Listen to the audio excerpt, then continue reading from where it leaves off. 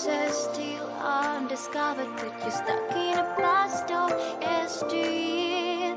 Forget all the problems just for the moment. That is the kind of story you should see.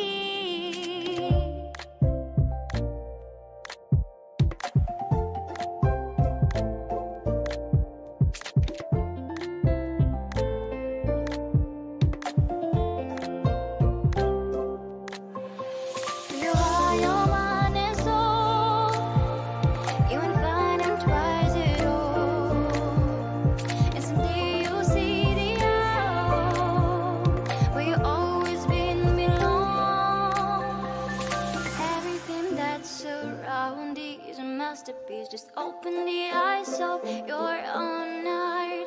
The trials of life bring